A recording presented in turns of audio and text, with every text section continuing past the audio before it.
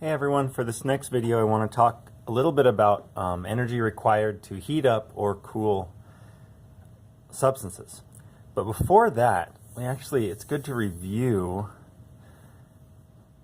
phase transitions and what those are called.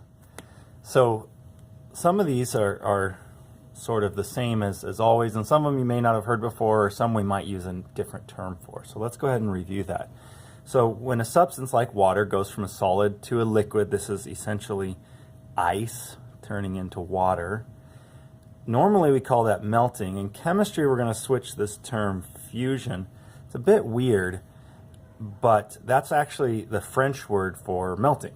So for whatever reason, we often use that in chemistry classes. So you can use either one of those. That's perfectly fine, but you need to know this one as well. To do the reverse, of course, we would say freezing, going from water to ice, or any liquid to any solid would be freezing, or solidification. Going from a liquid to a gas would be boiling, is the common term we use. We're going to use the term vaporization. It's a little more general term. Going from a gas to a liquid, the opposite of that is condensation. A solid to a gas is a term you're probably somewhat familiar with or you've heard before, called sublimation. The opposite is super rarely used, is called deposition. So going from a gas directly to a solid would be deposition. So when you think about this, think about dry ice. Think about how you've seen that chunk of solid dry ice and it looks like it's just gases coming off of it constantly. This one you've actually observed a number of times when you see ice form on the outside of a very cold container. Like for example, if you're making ice cream in an ice cream churn and you see ice forming on the outside of that. Or in your freezer, if you see ice forming on the outside of a solid container, that's water from the vapor phase depositing on the outside of the container as a solid. So that's this process. All right, so going from there, what if we wanted to calculate the energy associated with these phase transitions? It would be this equation right here. But before we go there, let's review what we've done previously, where we just talked about what if the temperature was changing but the phase was remaining the same. That's this equation here. Q equals mc delta T. So for example, if liquid water was heating up, we would use this equation. But as soon as it was going to change to a gas or boil, like this graph here shows, we would use this equation. And this equation is essentially just a conversion problem. The amount of heat associated with that is the number of moles, N is the number of moles of a substance, times the delta H, the change in enthalpy of that phase transition.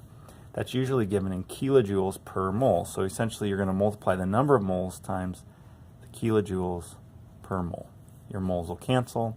You'll get your answer in kilojoules. So let's do a problem like this. Here's an example of a problem you would do. How much energy in kilojoules is required to vaporize 87 grams of acetone, this is acetone's formula, and molar mass at 25 degrees Celsius, given that the delta H of vaporization is 31.0 kilojoules per mole. So you see that that's the conversion ratio, kilojoules per mole. Molar mass is a conversion ratio, 58.08 grams per mole. And we're starting out with 87 grams. So we start out with 87 grams of the acetone. We need to end with how much energy in kilojoules, and we have those two conversion factors. The first one we need to use must have grams in it, so there you go. We'll use our molar mass. 58.08 grams per each mole of the acetone. Then the delta H is going to be used as a conversion factor, 31.0 kilojoules per mole. The moles part will go on the bottom here. 31.0 kilojoules on top, again, because that's the divided by, so if the moles part goes on the bottom to cancel, the number with the kilojoules part goes on top. And that's it. Our grams have canceled, our moles have canceled, and we've ended up with an answer in kilojoules. And after rounding to proper sig figs, you should get 46 kilojoules as your answer. That's it.